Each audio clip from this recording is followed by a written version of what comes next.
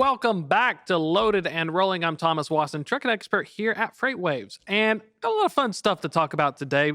It's going to be the Fed funds rate and the supply chain pricing power index. So everybody knows about the Federal Reserve and people talking about it, of course. But one of the big things is how it's impacting the supply chain. That also includes things such as freight volumes, buying and pricing your vehicles, and even trying to figure out, demand, consumer student loans. So we'll be bringing on in a little bit when he comes in, Michael Rudolph. He is a research analyst here over at FreightWaves, and he's going to be talking to us about it. He puts together the PPI as one of the writers as well. And so a lot of great stuff to dig into. Let's welcome him. Let's dive right in. Michael, pleasure to get to see you again. Normally I talk to you on XM radio if I'm filling in. So it's nice to have some video. Yeah, no, I'm glad you have this giant disembodied floating head in the studio with you. It's good to be here. Thanks for having me on the show.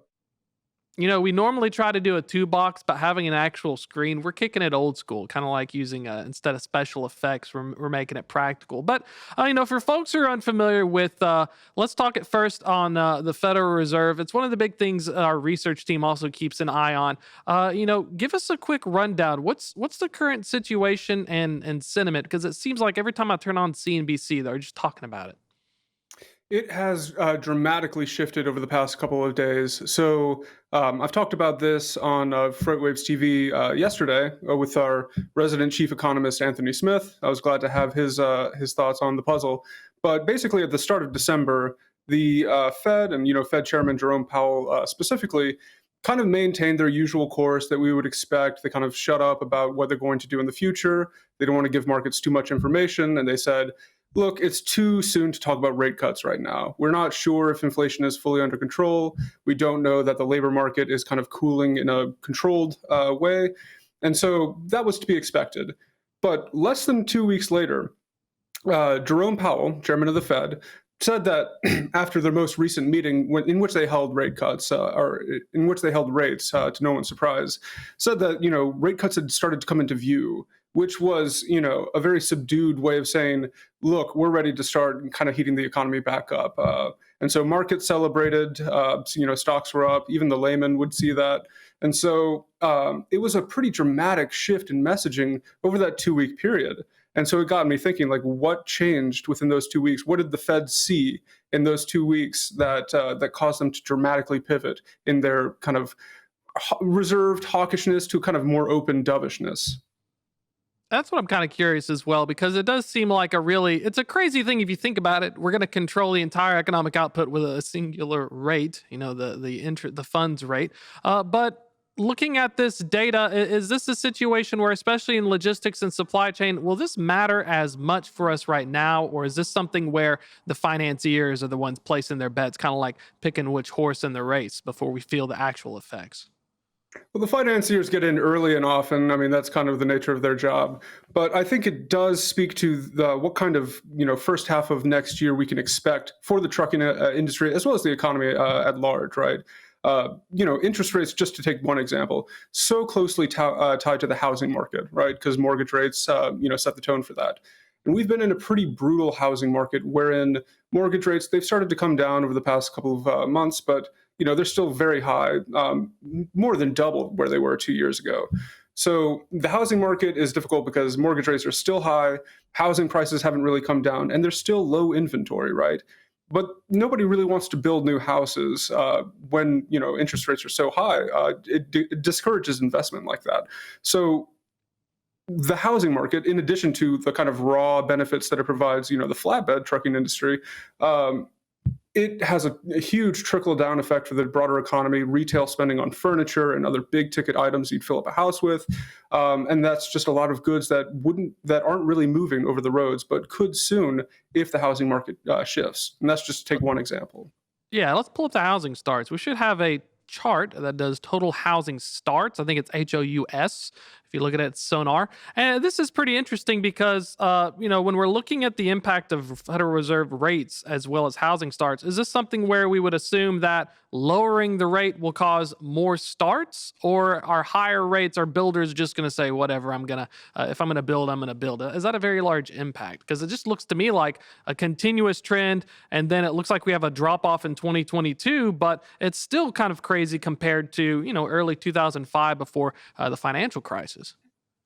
Right. I mean, so all things being equal, higher rates means lower investment in permanent kind of structures, including residential houses. So that drop off that we do see in 2022, of course, kind of coincided with Russia's invasion of Ukraine, spiking energy prices, and the kind of first interventions of the Fed this cycle. So you do see a pretty dramatic pivot there. I know it looks a little up and down, kind of in the months following, but if you look at the larger trend, like housing starts are a little bit behind where they otherwise would be if you kind of follow from the bottom of 2009 all the way up to where it was prior to the pandemic.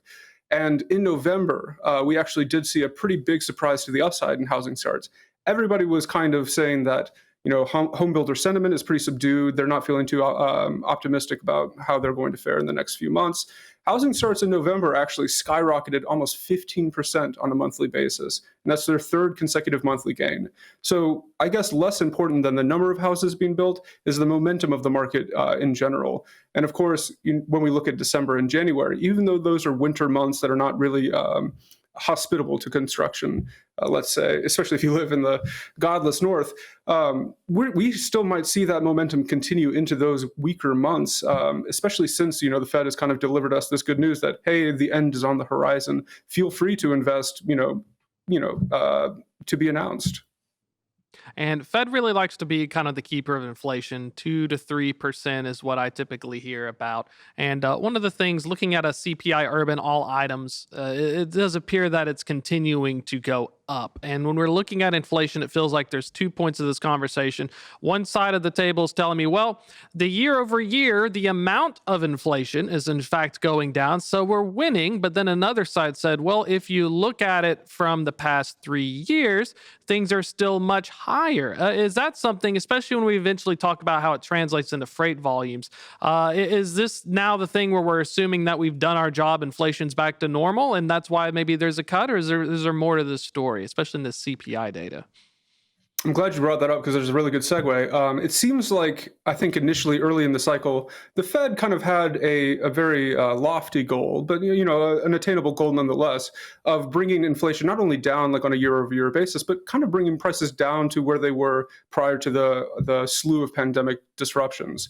And so this is really the key part of the puzzle that kind of triggered it, because in between those 2 weeks where the Fed shifted its stance, inflation data came out. And looking at the consumer, right, inflation rose a little bit more than expected, kind of modestly. And you look at core goods, that rose a little bit, even, it proved a little bit more stickier than that. But really the surprise was super core inflation, which is core services, right, excluding food and energy, and also shelter and housing, right? And supercore inflation is important because the Fed has explicitly stated, they state very few things explicitly, but they explicitly stated this cycle that supercore inflation was the thing that they were watching, right? This is how they're going to know if their battle against inflation is done or not, right?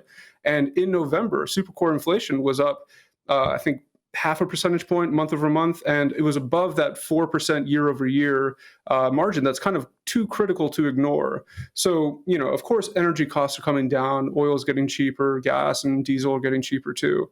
But if you look kind of more broadly against, or except for those kind of volatile priced goods, right, inflation is still a looming threat, right? It's not clobbering us over the head.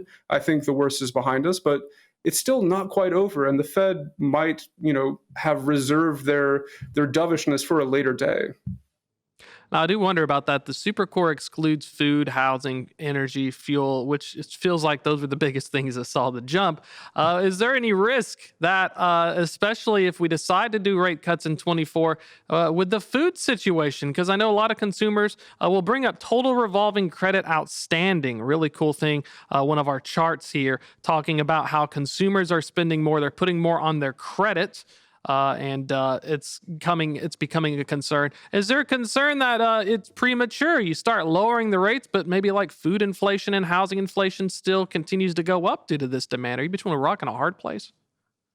Yeah, I mean that's sometimes I don't envy the Fed. They have a difficult tightrope to walk, right? Figure out like when is too much and when's not enough. As far as food inflation goes, I'm certainly no expert with that, and I know that a lot of the staples, kind of grains, for example, are very dependent on the geopolitical situation with which I'm not well acquainted. Also, kind of government, like federal and state regulations, and the buyer programs that they have. So I'm certainly no expert. I don't know what's on the horizon for food. Hopefully, you will have a normal produce season, no extreme weather to preclude that in the spring. Energy inflation, I feel pretty confident that the worst is behind us in terms of oil. Saudi Arabia is getting desperate, and it looks like the OPEC cartel is maybe not tearing apart at the seams, but there's definitely a few hairline fractures, if nothing else, there. And the U.S. is kind of stepping up to fill that void to where we kind of control we have a greater say in the control of global supply of oil, but also just naming the price as well. And so it's going to be an election year next year. I think that's very important to all parties involved that, food is not out of reach for the average American because that will bear negatively on the incumbent. And so I think there's a vested interest to keep these kind of food, energy, volatile pricing as down as much as possible. Housing is kind of up in the air, right? You would expect as mortgage rates climb, housing prices would lower. But because there's just not enough inventory, people don't want to move out of their houses, and maybe there aren't enough houses for everybody that wants one. Prices are elevated, and I don't really know a quick fix to that except for the kind of slow march of construction of new homes. That's what it reminds me of. It you can sell your home for really good profit, but good luck trying to buy the next home. So you're going to get hammered. Let's pull up another chart here. Effective federal funds rate. I want to segue into ZIRP, zero interest rate policy. It was that way since 2009. Started climbing up in 2016. Prior to the pandemic, we're at around 2.5%. Looking at this chart, went back down because of the pandemic. Now we're at 5.33% as of the last data set. Does this look like a situation where are we going to see it go back? If you could predict, has there been any comments by the Fed? What would a new, comfortable, effective federal funds rate be? Because it does appear that there were a lot of unforeseen consequences keeping it around zero. Or where would you prefer it to be if you're kind of the Fed chair? I mean, the Feds have stated, I think, that they are raising the neutral rate up to 3%. So eventually, when the cuts start to appear over the next year or two, right, 3% might be the neutral target rate for them. Hopefully, it'll be a little bit lower than that because 3% is still pretty high, but it depends on how sensitive the economy is to heating up too quickly.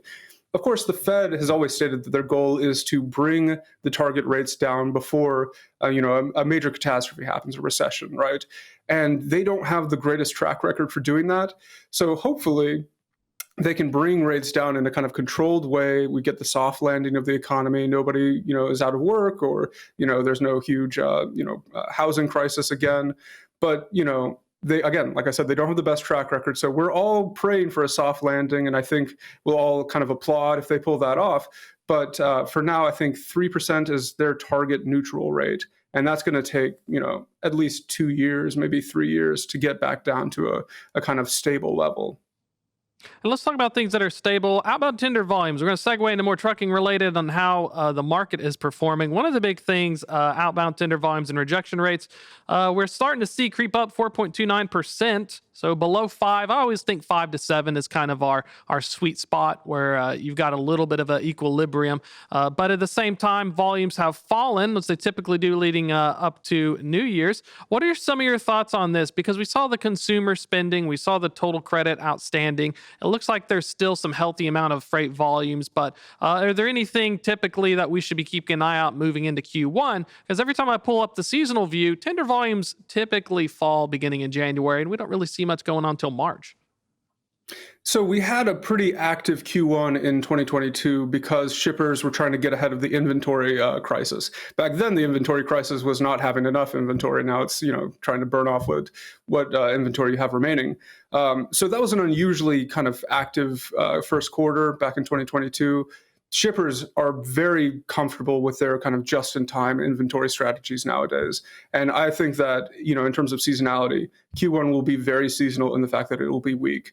But looking at the first half of December, or even now, right, I'm still very impressed with how robust the trends in tender volumes have been. November was kind of a weird month because, of course, it's bookended with Thanksgiving, and so you have a lot of tightening right before then as contract freight gets rejected. October was relatively weak, I think, because a lot of its freight got pulled kind of every which way. So some of it was front loaded to September. September was pretty strong. And then some of it was delayed back to November, right? But December, just in general, was very strong, especially if you look at like previous boom years, 2021, right? 2020, right? Usually you start to see that fall more dramatically and sooner than we did this year. Of course, it's falling, it's going to fall. Like, that's no surprise, right? But in the weeks leading up to it, it was relatively stable. And that's worth celebrating. I mean, it's a sign of a recovery. It may not feel like it because we're still oversupplied with capacity, but it is a recovery in demand nonetheless. I think that's impressive because we pull up our final chart here, the NTI 7-day average paired up with the initial contracted rate. One thing that has continued to stick out for most of 2023 has been, aside from when we saw the declines in March and April, the market seems to have stabilized. And typically we see an upswing in the all-in rate moving into the holidays. We're projected to see it. Our forecasting model obviously is weighed by seasonal things as well as other factors. But when you're looking at this, which one should we be looking at first? Because we see a lot of elevated contracted volumes, but it looks like there's still too much capacity because typically spot rates are supposed to continue to rise at this phase. Yeah, so taking a look at the white line, which is just kind of all-in fuel-inclusive spot rates, right? That was kind of the biggest shock in a negative sense for me because, by now, you would expect spot rates to start rising and not continue to fall.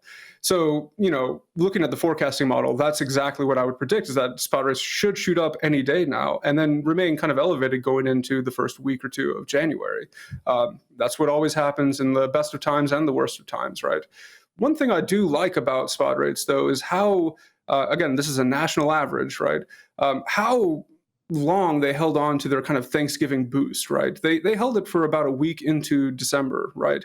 So there wasn't a huge gain, there wasn't a huge difference, but they were able to capitalize on the momentum and carry it forward. So hopefully, when we do see the inevitable, kind of Christmas, New Year's boost, right, carriers will be able to kind of carry that spot rate momentum further into January, kind of deeper. Of course, since it's an all-in kind of spot rate, it's fuel inclusive and fuel prices have been dropping. So that also does weigh heavily on the NTI. And again, there's probably no reversal of that trend anytime soon. I think diesel will continue to either stay as cheap as it is or get cheaper. We've looked at kind of supply imbalances in, kind of region specific, like in New England, there was a diesel shortage, was it last year or 2 years ago? That was pretty severe. I think we're going to avoid that just looking at the inventory and the usage this year. So that's good. Again, it will weigh in on those all-in spot rates. But yeah, I'm a little surprised that they haven't taken off for their kind of Christmas boost just yet. Looking at the green line, we're looking at contract rates, right? Those are not fuel inclusive. They're just kind of line haul contract rates. Of course, you see that dip in late October. That's when shippers kind of begin their yearly bid cycle, and that will last for a few months. They didn't see significant gains around Thanksgiving, and they didn't hold on to what gains they had for very long. So they're kind of sidewalking into December. Of course, we'll probably see a holiday boost for them as well, but I think shippers are going to have one last hurrah in kind of flexing the pricing power this cycle. And then after that, it should return to a more neutral, balanced state between shippers and carriers when you name rates. Well, that segues into the FreightWaves Supply Chain Pricing Power Index.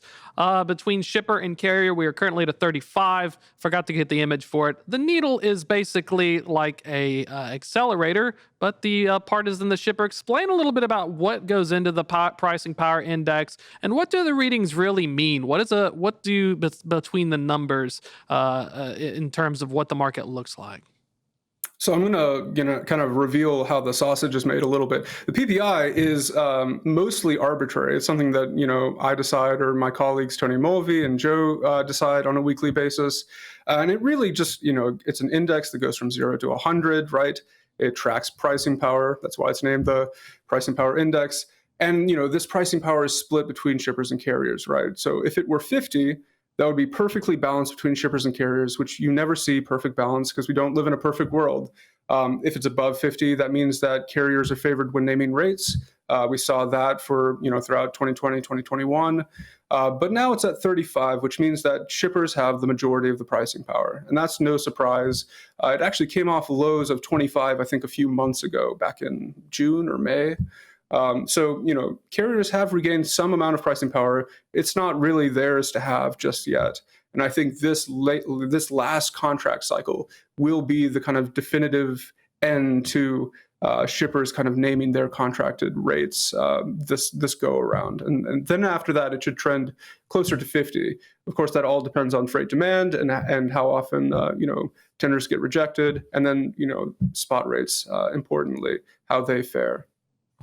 If we want to typically see a 50 on this index, is that something, what would it be, would it be specifically more towards rejection rates being a big leading indicator, or would it also mean that spot rates are slowly ticking upwards to kind of show who's finally got the wheel, metaphorically? To see a perfect 50, like right smack dab in the middle, it would have to be, that the market is basically just informed by the whims of seasonality, right? There's really no kind of influence that either shippers or carriers are exerting on prices. It's just kind of the way it goes. So rejection rates would stabilize, I think, around 6 to 8%. And spot rates would kind of settle in their level wherever that might be, with no dramatic changes on a weekly basis. And then freight demand is just seasonal as it is, right? Especially mode specific kind of seasonal demand, right? Produce season favors the reefers, right? So construction season favors the flatbeds. So if we saw a market like that, that would be a 50. I think we're still some ways off from it. I don't want to lie. I think our 3-month outlook has us at 35, which may be a little too optimistic for now. But once we get into produce season, I'm fairly confident that the dynamics of the market will shift into something favorable to both parties. And I think that kind of dovetails into a final thought here. I was going to throw some Gerard at you, but I'm actually really curious when we talk about a freight recession versus a macro recession. Could we be in a situation, tying in the funds rate, tying in the PPI, that the federal fund, the Fed is doing a soft landing? The economy is in contraction, but then the freight market bounces back. Is that an actual scenario where, the freight market does not always indicate what's going on at the overall macro market? So I don't know if there's been a scenario, like off the top of my head, where the broader economy has been in a recession, but the freight market hasn't. I mean, I'm sure there is one, probably the early stages of 2020, which was a technical recession. The toilet paper buying and all that, right? That was good to freight markets, all that confusion, right? That may count. But, there are numerous cases where the freight market is in a recession, but the broader economy sidesteps it. One of the worries that we have is kind of what consumers will do. And that's just, unpredictable. I thought I had a handle on that for the past 2 years running, how the consumer would react to tightening lines of credit, or maybe satiation with all the goods they bought during the pandemic heydays, right? Did they have enough flat screen TVs or, refrigerators or furniture? And they were very resilient in their spending, even though they didn't seem to have a lot of runway to do so. They were kind of running out of savings, running out of credit, and still they spent. So, it's times like these where the Fed maybe thinks that they have to protect consumers from themselves by deterring purchases. And if they don't feel like they have that charge anymore, there is a very real possibility that consumers will continue their kind of, I would say, reckless spending habits. And that would be very good for the freight economy, especially if the housing market does kind of go into a healthy rebalance, right? Where people who want to buy homes are able to afford them and move into them, and then kit them out with, big trips to IKEA or Pottery Barn or what have you, right? That would be great for the freight economy. Final thoughts, about a minute left. 60% of student loan borrowers, according to CNBC, made payments when the bills restarted. So in October, when it expired, 22 million people had their bills due, but only 60% of them made payments by mid-November, according to Department of Education data. Is that something to keep on? Can we continue spending? How long can I get away with not paying my loans? Is that something worth watching? 1 minute. They have a 12-month kind of grace period where they don't get any negative effects for not paying their student loans. So this will be a topic to keep an eye on, but really to revisit next September and October to see how many student loan repayments are kind of in line with their payment schedule. So we will keep an eye on that. I don't think it has near-term implications just yet. But again, the less room they have to maneuver, the worse it is for the freight economy. The ticking time bomb has begun. We're definitely going to revisit it. Michael, thank you so much for coming on the show. Looking forward to as well, seeing what y'all are working on. If people want to get in touch, check out research or get in contact, best way to find out. Yep. Just on the FreightWaves website, main page, every Friday, or hopefully every Friday, we have the PPI. Come by, comment, just leave your thoughts, and I'll try and answer as best as I can. Perfect. Appreciate your time, sir. Speaking of time, we have officially run out. One of these days, I'll get an hour-long show, but until then, it's only 26 minutes. That's going to be a wrap for this one. Check out the newsletter, freightwaves.com/loaded and rolling. Comes out 2 p.m. every Thursday. And if you want to join us again, we're on demand, YouTube, Apple, Spotify, and we will be back not next week, but maybe in January. Who knows? Christmas is coming up. Join us again, Tuesday, 1 p.m. Do it live.